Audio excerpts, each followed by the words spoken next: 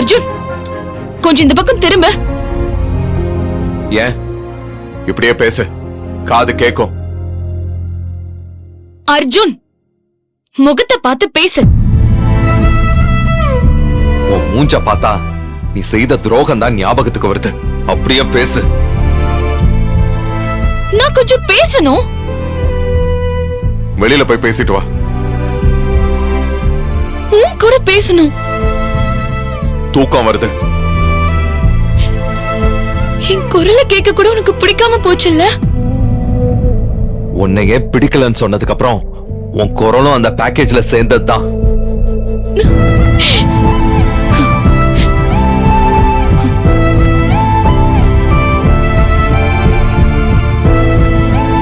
அர்ஜுன், ஏய், என்னடி வேணும் உனக்கு? ஏன் என்ன நிம்மதியாவே விட மாட்டேங்கிற?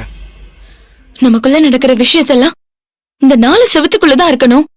வீட்ல வேற யாருக்குமே தெரியக்கூடாதுன்னு என்கிட்ட சொல்லிட்டு நீ மட்டும் இன்னைக்கு அப்படி நடந்துக்கலாமா? நான் என்ன பண்ண?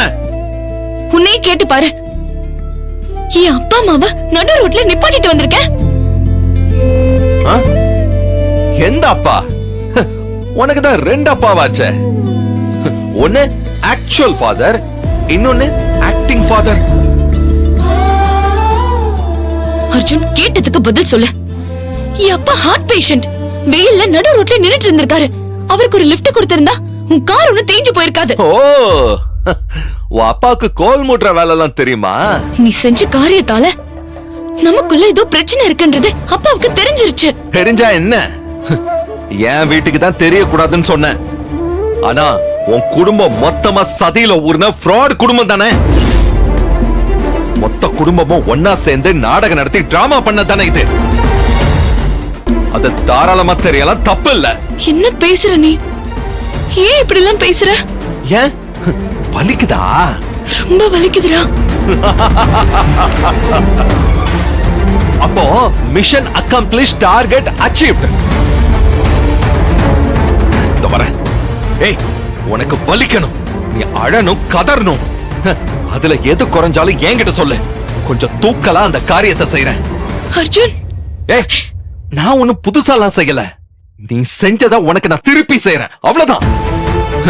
அதனால ப்ளீஸ் அண்டர்லைன், இதுல எனக்கு எந்த குற்ற உணர்வுமே இல்ல. இன்ஃபேக்ட் எனக்கு கிடைச்ச வலி உனக்கு கிடைக்கிறத பார்த்து எனக்கு சந்தோஷமா இருக்கு. ஏய், இங்க பாரு, அன்னைக்கு சொன்னதுதான் இன்னைக்கும். உன்னை பத்தின உண்மையை என் குடும்பத்துக்கிட்ட சொல்லாம இருக்கிறதுக்கு ஒரே காரணம், உன் அக்கா வாழ்க்கை பாதிக்கப்படும், வீணா போயிடும் அப்படிங்கிறதுக்காக எல்லாம் இல்ல. என் அண்ணன் அபியோட வாழ்க்கை பாதிக்கப்படக்கூடாது, வீணா போயிடக்கூடாதுன்னு தான். நீ எப்ப இவ்வளவு ஈவெறுக்கம் இல்லாத மனுஷனா மாறின அர்ஜுன்? இதுக்கு பதில் உனக்கே தெரியுமே.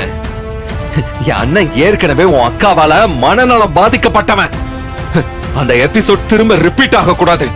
அதுக்காக மட்டும்தான் நான் இன்னும் ஒன்னு பொறுத்துக்கிட்டே இருக்கேன். ஏன்னா நாங்களா உண்மையா சின்சியரா லவ் பண்ணோம். உங்களை மாதிரி டைம் பாஸுக்கெல்லாம் லவ் பண்ணல. இதை ஞாபகம் வச்சுக்க.